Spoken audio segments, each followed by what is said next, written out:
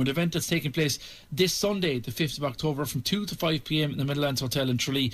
It's the Tralee International Resource Centre, in association with the Kerry Islamic Outreach Centre, are inviting you to celebrate the Festival of the Sacrifice. Eid ul-Adha, I think, if my pronunciation is correct. But it leads on to the question, I suppose, of integrating all sorts of different communities and different religions. And actually, how difficult is it for the Islamic community to deal with the international headlines that are affecting that religion, if you look at ISIL and all that's happening in Iraq and in Syria at the moment. With me on the line to talk about both these things is Carol Kelly of the Tralee International Resource Centre and Dr. Rizwan Khan of the Kerry Islamic Outreach Society. Good morning to both of you.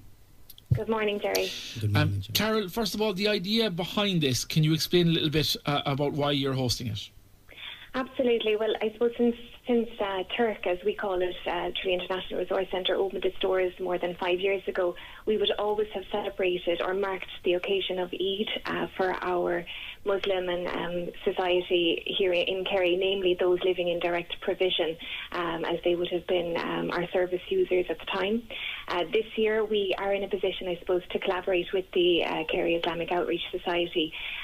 Therefore, it enables us to go a little bit bigger, and we're able to include the wider Muslim community as well as the wider local community by hosting it in the Meadowlands this year. Why do you think it's important? Well, I think it's important to, I suppose, not just mark the occasion, but to highlight to Kerry and to Tralee as a local community that there are other ethnic minority groups living here in your community. And I think it's important to spread the word that, you know, different minority ethnic groups are living amongst us. And it's our responsibility to go out there and learn more about the people that live beside us, our neighbours, our friends, our shopkeepers, our doctors, our students. So I think it is very important to highlight those occasions when they come around. Okay, Dr. Khan, for people who wouldn't understand or maybe pay too much attention or know too much about the Islamic faith, how important is Eid in your calendar? Good morning again. I mean, Eid is just like if you are looking at Christmas or Easter time, there are two Eids in Islam, and they are being celebrated just in a similar fashion like any other faith has been celebrating their festivals. So Eid is actually very, very important for the families in order to celebrate the happiness, joy, not only to the Muslims, but also reaching out to the non-Muslims as well. And basically, while living in Ireland, I think it's our obligation that any kind of a happiness and joyness we should be sharing as well, because there is so much sadness and depression all over the world anyway, that I think something act of gesture of something nice should be more spread. So you think this is an opportunity for people to learn more about the religion, learn more about what the Islamic faith is all about? I think it's mainly that learn about the Muslims celebrate the same way like the others as well. We are no different in any kind of festival celebrations. Our children do the same kind of happiness and joy like any other kids do as well. So it's a kind of a learning experience for the people to come to Meadowland and look at the Muslim community, to make more friends and integrating better as well. So what do you do? What is involved in Eid for a practicing Muslim? Is there a period of fasting? Does it come at the end of a period of fasting, or how does it work? Yeah, first of all, even before going to, I would really like to thank Tralee International Resource Centre for helping us out for that anyway. I mean, this is their idea, and they have been with us for the last 2 to 3 months, and last year even as well, to try to get something out. So they literally outreach for that, and they should be commended for that, and appreciated. Secondly, regarding the two Eid, the first Eid which happened at the end of July, it was after Ramadan, and that was the fasting month. And after that, we celebrate by obviously eating and drinking and same things, clothes, gifts, toys for the children, and just share happiness. This Eid, today is actually one of the most important day in the Islamic world. It's a day of Hajj today. So if anybody have a Sky Digital, they can look into Sky, BBC, CNN, others as well, that there are more than 2 million pilgrimage at this moment are in Mecca, and they are going to do the ritual which has been actually started by the father of all the monotheism, Prophet Abraham, and then followed by many other prophets, including Prophet Muhammad, peace be upon him as well. So that's a huge pilgrimage that happens in Saudi Arabia every year. Every year, that's right. Okay. Dr. Khan, can I ask you in relation to, I suppose, this is opening up for people who want to understand more, to understand your religion, understand you're part of the Kerry community. It's all very commendable, but is it part of maybe your attempt to let people, to dispel maybe some of the myths that surround the religion, and particularly, I suppose, when we are fed on a diet of international news which centres on conflict, and the conflict particularly at the moment surrounding the establishment of the caliphate of ISIL and the atrocities that have been carried out in Syria and Iraq, how much does that damage what you're trying to do in terms of promoting your faith? I mean, we started that last year, and being with yourselves last year as well, when we started Kerry Islamic Outreach, we were very clear that like our main aim is to promote integration and breaking the barriers and clearing the misconceptions.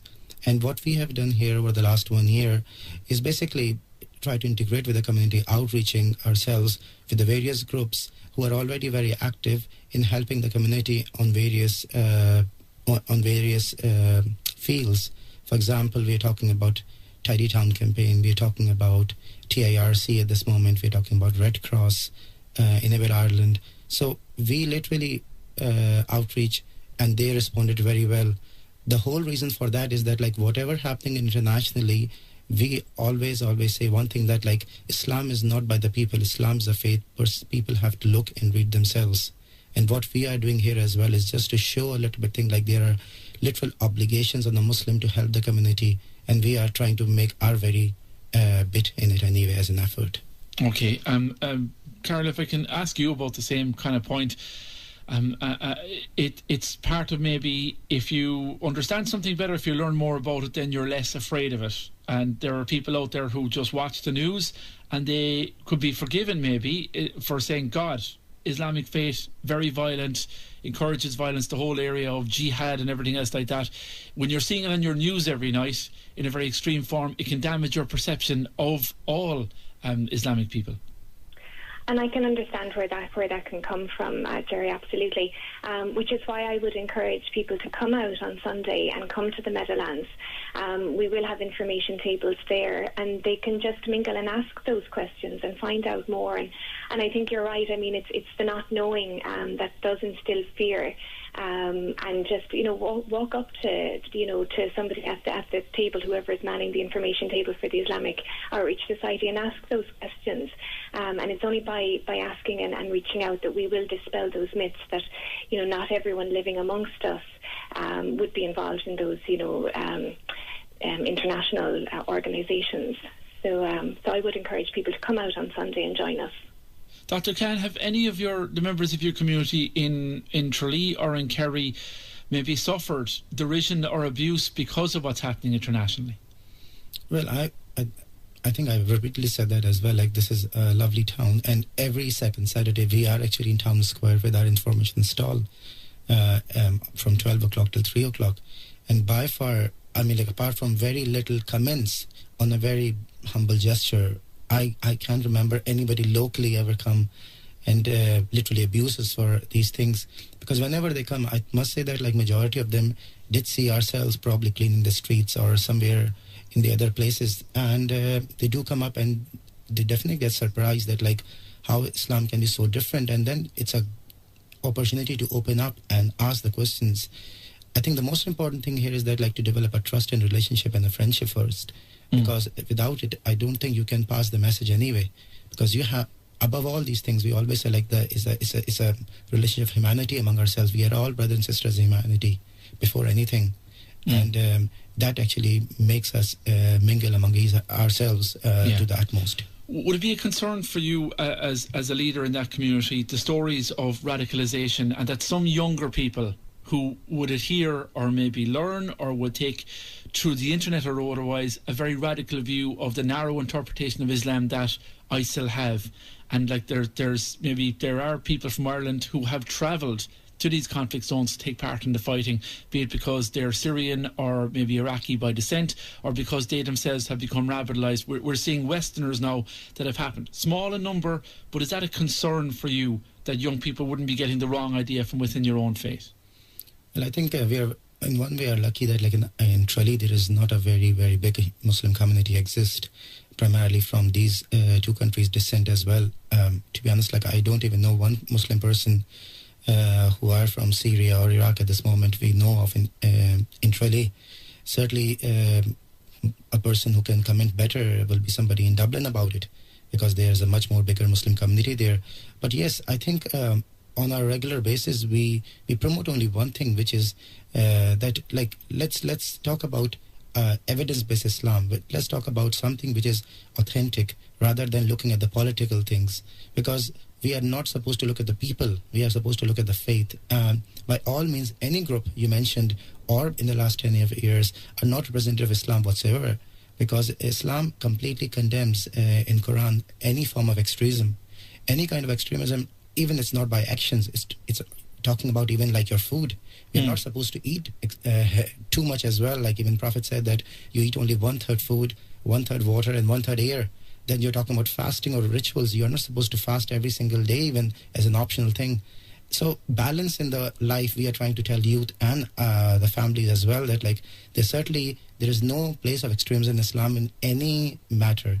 Forget even about the actions of this politics or whatever, like, you know. Yeah. Okay. Well, listen, look, more information on all of it will be at the Festival of Sacrifice in the Meadowland Hotel in Tralee on Sunday the 5th of October. That's this Sunday, coming from 2 to 5. I want to thank both of you for talking to us this morning on the subject. Carol Kelly from the Tralee International Resource Centre and Dr. Rizwan Khan from the Kerry Islamic Outreach Society. Give us your views on that. 066 712 3666, the number to call us on. Lots more to get to on Kerry Today.